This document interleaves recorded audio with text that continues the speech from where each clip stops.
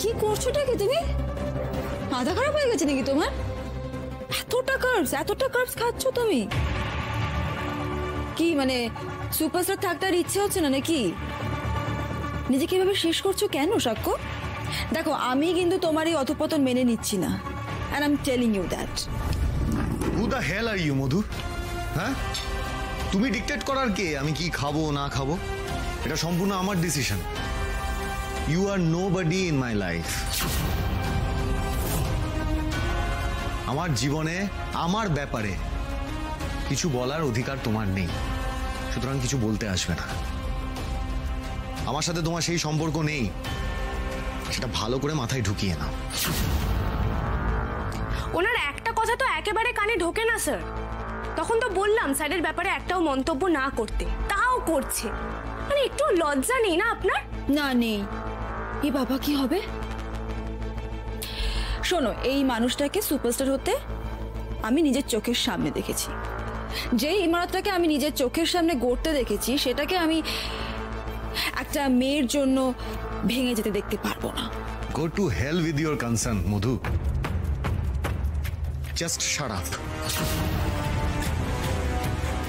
আমি সুপারস্টার থাকবো কি থাকবো না, থাকলেও কিভাবে থাকবো, সেটা সম্পূর্ণ আমার ডিসিশন। আমার জীবনে তোমার কোনো প্রয়োজন নেই, পার্সোনাল জীবনেও নেই, প্রফেশনাল জীবনে তো নেই। তাই আমার লাইফে ঢোকার চেষ্টা করো না, and this is my warning.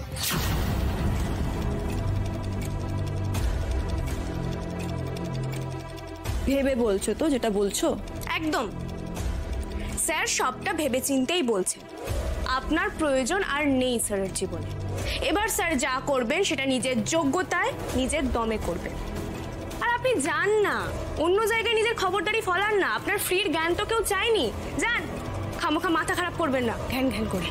এই আরশি, মধুবনী, তুমি হয়তো আমার আগের দিনের বলা কথাগুলোকে সিরিয়াসলি নাওনি। তুমি হয়তো ভেবেছো যে আমি ইমোশনালি তোমাকে বকাবকি করে ফেলেছি। তুমি পরে আমাকে আবার কনসার্ন দেখাবে আমার প্রতি, আর আমি সেটাতে গলে যাব, তা কিন্তু নয়। This time I am damn serious. আর আমি তোমাকে বলছি, আমার জীবনে তোমার কোনো প্রয়োজন নেই। তোমাকে আমি আমার জীবন থেকে ডিসকার্ড করে দিয়েছি, ত্যাগ করেছি আমি তোমাকে। তোমার প্রত্যেকটা মুহূর্তকে আমি রিফিউজ করেছি, ইভেন তোমার অস্তিত্বকেও আমি রিফিউজ করেছি। সো পার্সোনালি তো নয়, নইলে তুমি আবার সুযোগ পেয়ে পুরুত করে বাবলুর জীবনে ঢুকে পড়বে, আর সেটা তো মেনে নেওয়া যায় না। এই তুমি কি গো? তুমি না ওর বাবা? তুমি কোথায় ওকে আটকাবে তা না তুমি উস্কাচ্ছ। আরে ছেলেটার কেরিয়ার পুরো শেষ হয়ে যাচ্ছে, সেটা দেখতে পাচ্ছ না তুমি? বড় বৌমা, ব্যাপারটা অত সহজ নয়। আমার দাদু ভাই অত ফেলনা নয় যে একটা নায়িকাকে ত্যাগ দিলেই ওর সব শেষ হয়ে যাবে। মানুষ ওকে ভালোবাসে প্রতিভার জন্যে, বুঝেছো? এখনো সময় আছে সাক্ষ্য, ভেবে বলো। যা বলার বলে দিয়েছি মধুবনী, আশা করি তুমি শুনতে পেয়েছো। এত দূর পা বাড়িয়ে ফেলেছো তুমি সাক্ষ্য। সাক্ষ্য, তুমি বোধহয় জানো না। আমি তোমার কাছ থেকে কিছু জানতেও চাই না। দরকার হলে আমি পথে বসতে রাজি আছি, কিন্তু তোমার মতো জোচ্চোর আর ঠকবাজের সঙ্গে আমি জীবনেও কোনো সিনেমাতে কাজ করব না। ব্যাস।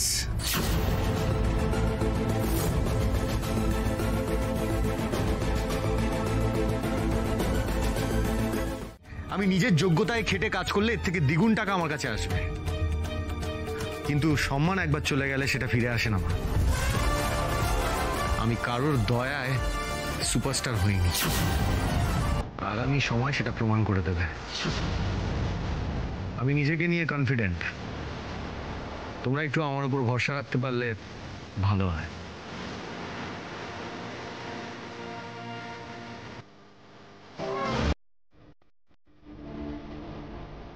স্যার,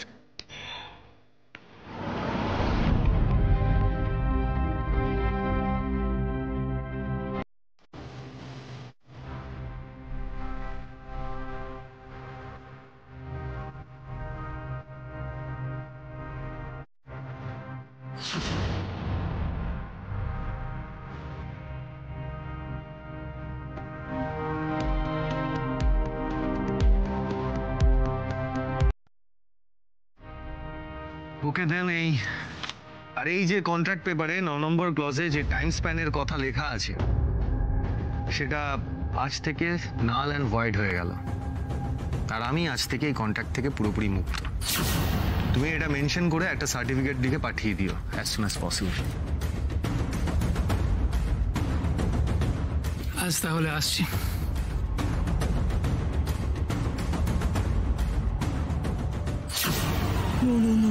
সাক্ষ্য, এটা তুমি করতে পারো না।